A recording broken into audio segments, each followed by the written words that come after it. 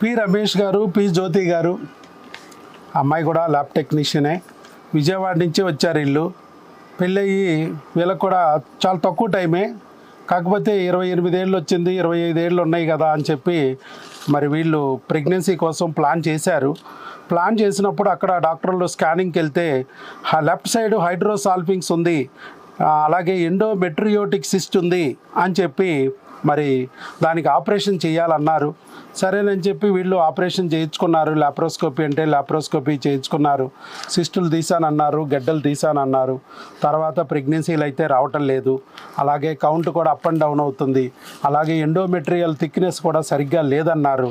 ఏమిటి మరి ఏం చేయాలి అని ఆలోచిస్తుంటే మళ్ళీ ఆపరేషన్లు ఐవీఎఫ్లు అంటుంటే అలా కాదులే, మనం ఏదన్నా ప్రెగ్నెన్సీ తెచ్చుకోవడానికి న్యాచురల్గా మార్గం ఏమన్నా ఉందా అని చెప్పి తెలుసుకుని మన దగ్గరికి వచ్చారు. మన దగ్గరికి వచ్చిన ఎన్ని నెలల్లో వచ్చిందమ్మా? 3 monthsలో వచ్చింది ప్రెగ్నెన్సీ న్యాచురల్గా. ఆపరేషన్ లేదు, ఐవీఎఫ్ లేదు. 7 million కౌంట్ కూడా ఫుల్ కౌంట్గా మారిపోయింది. ఆవిడికి సిస్టులు కానీ గెడ్డలు కానీ ఇవన్నీ కూడా ఉన్నా కూడా మరి వాటి నుంచి మనము క్రిముల్ని తొలగించుకుని ఆ గెడ్డల్ని అనుసుకుని బిడ్డల్ని తెచ్చుకోవచ్చు అని చెప్పి నిరూపించాం. అలా ఎంతోమందికి చెప్పాం. ఇప్పుడు వాళ్ళ దృష్టిలో కూడా నిజమైంది. హైడ్రోసాల్ఫింగ్స్ ఉన్నా కూడా కంగారు పడక్కర్లేదు. చాలామంది హైడ్రోసాల్ఫిక్స్ ఉందంటే ఆపరేషన్ చేసి ట్యూబ్ తీసేయాలంటారు, లేదా ట్యూబ్కి క్లాంప్ వేసేయాలి అంటారు. ఐవీఎఫ్ చేయాలన్నా రాదు, మీకు క్లాంప్ వేసేసేయాలి, కుదిరితే ట్యూబులు తీసేసేయాలి అని చెప్తూ ఉంటారు. అలా అక్కర్లేదు. అలా ట్యూబ్ తీసేస్తే మనకి ట్యూబ్ ఉండదు. మళ్ళీ ఎన్నిసార్లు ఐవీఎఫ్ చేసినా మరలా మనకి అన్ని లక్షలు ఖర్చు పెట్టుకుని ఒళ్ళు గుల్ల చేసుకునే స్తోమత ఉండదు. ఒకవేళ ఉన్నా కూడా వస్తుందనే గ్యారంటీ లేదు. దానికన్నా ట్యూబ్ బాగోలేదంటే ట్యూబ్ బాగోవడానికి కారణమైంది ఏంటో గుర్తించి, హైడ్రోసాల్ఫింగ్స్ వాపు తెచ్చింది ఏంటో గుర్తించి, ఆ సిస్టు ఆ ఎండోమెట్రియోటిక్ సిస్ట్ వచ్చింది, సిస్ట్ రావడానికి కారణం ఏంటో గుర్తించి వాటి నుంచి తొలగించుకుని క్రిముల్ని ఆ గడ్డల్ని అనుసుకుని బిడ్డను రప్పించుకోవడం ఈజీ అమ్మా అని చెప్పి మనం చెప్పడం. దానికి తగ్గట్టుగా వాళ్ళు 2 నెలలు క్రిములకు వాడారు, 1 నెల హార్మోన్లకు వాడారు.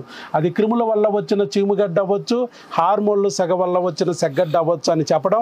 అలాగే వాళ్ళు నమ్మి మన దగ్గర టెస్టులు చేయించుకుని 3 నెలల్లోనే ఆపరేషన్ లేకుండా, ఐవీఎఫ్ లేకోకుండా, కుట్లు లేకుండా, ట్యూబుల్ని కట్ చేయాల్సిన అవసరం లేకుండా, క్లాంపులు వేయాల్సిన అవసరం లేకుండా లోపల ఉన్న క్రిముల్ని తొలగించి బిడ్డని ఇన్నాళ్ళు అడ్డం పడుతున్న క్రిమిని తొలగించి బిడ్డ వచ్చేటట్టు చేసుకున్నారు.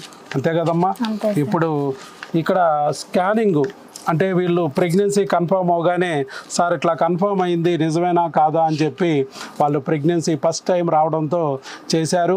మనం టెలికాలర్ చేయగానే మన వాళ్ళు ఈ స్కానింగ్ కూడా చేయించుకోండి, మీ దగ్గరలో స్కానింగ్ సెంటర్ ఉంటే అని చెప్పడం. వాళ్ళ దగ్గరలో స్కానింగ్ సెంటర్కి వెళ్ళి చేయించుకున్నారు.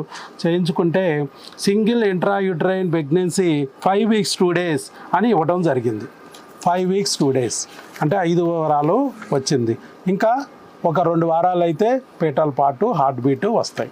ఎవరికైనా అంతే, ఇప్పుడే రావు, తర్వాత వస్తాయి. అది రావడానికే మందులు ఇస్తాం. ఎందుకు రమ్మంటామంటే ఎవరినైనా సరే ప్రెగ్నెన్సీ రాగానే ఏ క్రిములు అయితే ఎన్నాళ్ళు మీకు ప్రెగ్నెన్సీ రాకుండా అడ్డుకున్నాయో అదే క్రిములు వచ్చిన పిండాన్ని పొడిసేయడానికి ట్రై చేస్తాయి. అందుకే హార్ట్ బీటులు రావు, పేటల్ పార్ట్స్ రావు. మిగతా డాక్టర్లకి క్రిముల గురించి తెలియదు కాబట్టి వాళ్ళు మందులు ఇవ్వకపోతే మీకు ఇబ్బందులు వస్తాయి. ఫస్ట్ 3 monthsలోనే 80% ప్రెగ్నెన్సీలు పోతాయి.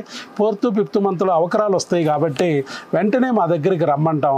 భార్య అయినా రావచ్చు, భార్య రాలేకపోతే బాగా దూరం అయితే భర్త అయినా రావచ్చు.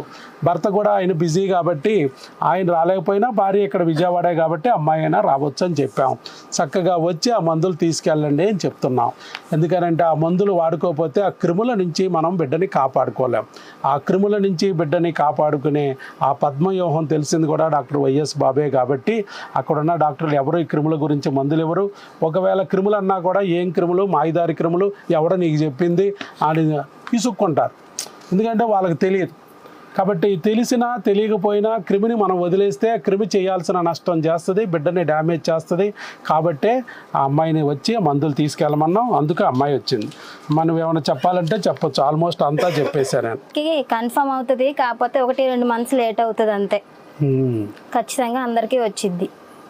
అది భయపడక్కర్లా. అమ్మాయి పాపం పొట్టలో గొట్టాలు కూడా పోయించుకుంది పిల్లల కోసం. ఏమిటంటే ఇప్పుడు ఉన్న అమ్మాయిని భయంకరంగా నరకయాత్ర పెడుతుందండి సమాజం. అమ్మ కావాలని కోరుకున్న చిన్నపిల్ల, వయసు చిన్నదే, ఏదో మరి చదువుకుని అన్నీ అయ్యేటప్పటికి 25 ఏళ్ళు వచ్చేస్తున్నాయి ఎవరికైనా పెళ్ళిళ్ళు అయ్యేటప్పటికి. దాంతో ఒక్క 4 నెలలు 5 నెలల నుంచి మొదలెట్టేస్తున్నారు, పిల్లలు లేరు. పెళ్ళి అయ్యే వరకు ఒక గోల, పప్పు అన్నం ఎప్పుడు ఇలా ఇంట్లో పప్పు లేనట్టు మనం చంపు తింటారు. పెళ్ళి అయిపోయింది అమ్మయ్య అనుకునే లోపల మొదలు పెడతారు, విశేషం లేదా. పోనీ వాళ్ళ ఇంటికి మనం వెళ్ళకపోయినా మన ఇంటికి వచ్చి మరీ పొడిచిపోతారు. వాళ్ళ ముడ్లో ఆన్లు ఉన్నాయో ఏంటో తెలియదు మనకి, వాళ్ళ ఇంట్లో వాళ్ళు తిన్న కూర్చోరు, మన ఇంటికి వచ్చి మరీ పొడిచిపోతారు. ఇలా చంపుకు తింటారు. దాంతో ఏమైపోతుందంటే పిల్లల మీద ప్రెషర్ ఎక్కువైపోతుంది.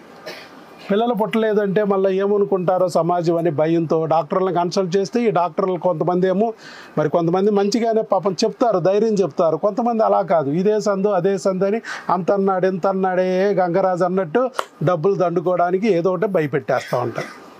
ఏదో ఒక చిన్న సిస్ట్ ఉంది, అమ్మ సిస్ట్ వచ్చింది, గడ్డ వచ్చింది, దాన్ని మందులు వాడి తగ్గిద్దాంరా అనుకోరు. దాన్ని కోసేయాలరా, దాన్ని కాల్చేయాలరా, లేకపోతే అది మెలిగి తిరిగిపోద్దురా, అది పగిలిపోద్దురా, నువ్వు చచ్చిపోతావురా అనగానే ఆవిడ గుండెల్లో రాయి పడిపోద్ది, బాంబు పడిపోద్ది. ఒకవేళ భర్త అట్లా కాదులేవే వేరే డాక్టర్ని అడుగుదామని చెప్పి కొంచెం సేపు ఆలోచించినా ఈ అమ్మాయికి టెన్షన్ వస్తుంది. ఏంటి మా ఆయన నేను చచ్చిపోతే ఇంకో దాన్ని పెళ్లి చేసుకుందామని నన్ను చేయించుని అంటున్నాడు ఆపరేషను అనుకుంటుంది. దగ్గరుండి మరి వెళ్ళి పొట్టలో గొట్టాలేసి పొడిపించుకుంటుంది పాపం. చూడండి బిడ్డ కోసం ఎంత నరకం అనిపిస్తున్నారు. చిన్న వయసులోనే ఈ ఆపరేషన్లు ఏంటి, ఐవీఎఫ్లు ఏంటి, మానవులో సూదిలేసి గుచ్చుతుంటే నరకయాతన అనుభవించడం ఏంటి, భూలోకంలోనే యమలోకాన్ని చూడటం ఏంటమ్మా. చనిపోయిన తర్వాత యమలోకాలకి వెళ్ళడం వేరమ్మా. ఆపరేషన్ థియేటర్ల పేరుతో, ఇంజెక్షన్ల పేరుతో, రోజు స్కానింగ్ల పేరుతో, లాప్రోస్కోపీ పేరుతో, ఐవీఎఫ్ల పేరుతో భూలోకంలోనే నరకాన్ని చూపించేస్తున్నాం ఆడపిల్లకి. ఇక ఫ్యూచర్లో ఆడపిల్లలు పిల్లల్ని కంటానికి ముందుకు వస్తారా ఇట్లా చేస్తే? ఇక మనకి అమ్మలు దొరకరు. నేను చేతులెత్తి దండం పెట్టి మిగతా డాక్టర్లు గైనకాలజిస్టులు అందరికీ చెప్పేది ఒకటే, అమ్మని భయపెట్టొద్దు. అమ్మ లేకపోతే మనం లేవు. అమ్మాయి అమ్మగా అవ్వాలని తప్పిస్తుంది, మన అదృష్టం. అలాంటి అమ్మాయికి మనం చేతనైతే సహాయం చేద్దాం. సాధ్యమైనంత వరకు మన అమ్మ ఉంది, మన అమ్మకి తలనొప్పి అంటే ఏం చేస్తాం, ముందు ఒక ఆయింట్మెంట్ ఇచ్చి చూద్దాం. ఆయింట్మెంట్ కూడా పని చేయకపోతే బిల్ల వేసి చూద్దాం. బిల్ల కూడా పని చేయకపోతే అప్పుడు ఇంజెక్షన్ చేసి చూద్దాం. అది కూడా పని చేయకపోతే అప్పుడు కోత కోద్దాం. ఎలాగైనా కోసేయాలి, ఎంఆర్ఐ తీయాలి. తలనొప్పి అంటే ఏమన్నా విషయం ఏంటనుకుంటున్నారు, బ్రెయిన్లో కంతులు ఉండొచ్చు ఏమన్నా అనుకుంటున్నావేమో, చాలా డేంజర్ అని చెప్పి భయపెట్టి ఎంఆర్ఐలు తీసి బ్రెయిన్ కోసేస్తానంటే మనం చేస్తామండి మన అమ్మకి. అలాగే ఈ అమ్మాయిలో నీ చెల్లిని చూడు, ఈ అమ్మాయిలో నీ అక్కను చూడు, ఈ అమ్మాయిలో ఒక అమ్మను చూడు. అప్పుడు నువ్వు అలాంటి పనులు చేయలేవు. అర్థమైందమ్మా? అంటే దేవుడు ఉన్నాడా లేడా? ఉన్నాడు. అదే విషయం మనకు చెప్పాలమ్మా. వాళ్ళకు కూడా ధైర్యం కలగడానికి అందుకే మిమ్మల్ని చెప్పమంటా. ఎందుకంటే నువ్వు పడిన బాధ అలాంటిది. నీ బాధలోనే ఇప్పుడు వాళ్ళు ఉన్నారు. నీకు ప్రెగ్నెన్సీ వచ్చింది కాబట్టి కొంచెం తెరిపిన పడ్డావు, ఒడ్డున పడ్డావు. వాళ్ళు ఇంకా అక్కడే ఉన్నారు కాబట్టి భయంగానే ఉంటుంది. అది అలా ధైర్యం కలుగుతుందనే 2 మాటలు చెప్పమ్మా. నీకు ఒక వీడియో ద్వారా భగవంతుడు చూపించాడు, మళ్ళీ నీ వీడియో ద్వారా మిగతా వాళ్ళకి ధైర్యం చెప్తాడు. ఆ రకంగా మనం ఉపయోగించుకుంటాం, మళ్ళీ భగవంతుడికి మన వీడియో రూపంలో ఉపయోగపడతాం. ఆ రకంగా బిడ్డని భగవంతుడికి అప్పచెప్పి ఆ బిడ్డ రక్షణ అంతా భగవంతుడి దృష్టిలో పెడతాం అన్నమాట. అట్లా ఆయనే కాపాడుకుంటూ వస్తాడు. నీ చేతిలోకి వచ్చే వరకు ఆయన జాగ్రత్తగా కాపాడతాడు. Okay, all the best. God bless you తల్లి.